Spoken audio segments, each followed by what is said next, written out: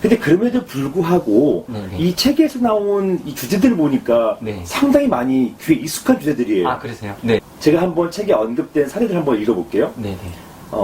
낙태죄 사건. 네네. 이거 너무 확 와닿는데요. 네네. 그 다음에 지금도 이슈가 될 수 있는 금감원 채용 비리 사건. 네네. 그 다음에 워킹맘 채용 거부 사건. 네. 성희롱 사건. 이게 대학 교수 성희롱 사건이잖아요. 예, 맞습니다. 네네. 그 다음에 이것도 있어요. 아시아나항공 조종사 턱수염 사건. 네네. 네. 좀 재밌는 사건이에요. 재밌는 사건이잖아요. 네. 그 다음에 이것도 굉장히 많이 이슈가 됐었죠. 미국산 광우병 네. 쇠고기 사건. 예, 헌법재판소 이제 판례로. 예, 그랬었죠. 네네. 그 다음에 남자라면 여기에서 민감할 수밖에 없는 제대군인 가산점 사건. 양식적 범용 거부 사건도 있었고. 네네. 이렇게 저희가 많이 알고 있는 사건들도 많았어요. 네네. 그럼 이런 사건들을 책에서 소개하셨는데 네. 어떤 기준으로 이런 사례들을 선정하게 된 것인가요?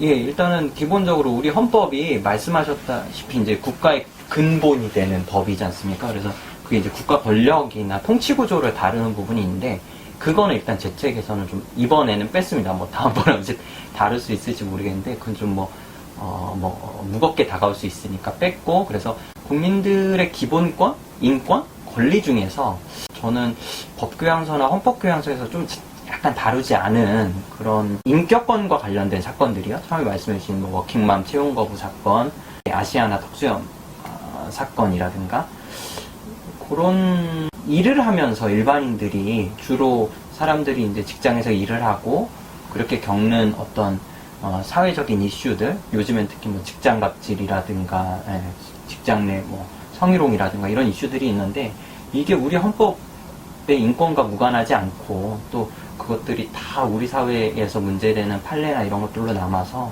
지금 뭐 우리가 하는 사회생활 중에서 나 또는 내 옆에 사람들이 처해 있는 현실 속에서 하나의 답을 주는 사건들이 아닌가. 그래서 이제 이런 사건들도 헌법의 인권의 관점에서 좀 바라볼 수 있다. 그래서 쉽게 풀어 써보려고 노력을 했는데, 뭐 어렵다는 분들도 있고 쉽다는 분들도 있고 뭐 그런 것 같습니다.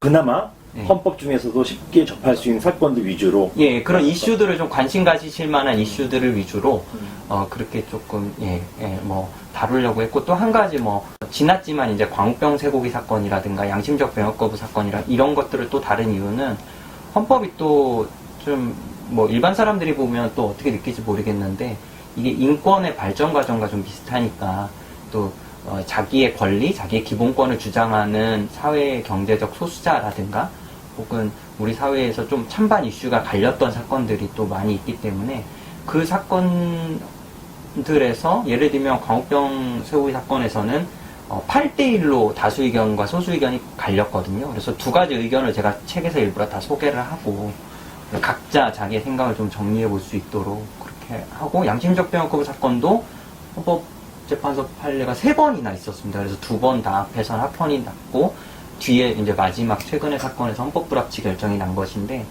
그것도 이제 좀 우리가 그 과정을 보면서 왜 이분들이 이런 주장을 하게 됐을까, 왜 헌법재판소는 이렇게 견해가 갈리고 또 매번 의견이 바뀌었을까, 이런 걸 좀 뭐 보면서, 복무를 하신 분들, 이렇게 제대군인들, 일반적으로 병역 복무를 하신 분들이 왜 그런 거에 대해서 조금 감성적으로 좀 다가갈 수밖에 없나, 그런 생각도 저도 좀 마지막에 글로 좀 남겨봤습니다.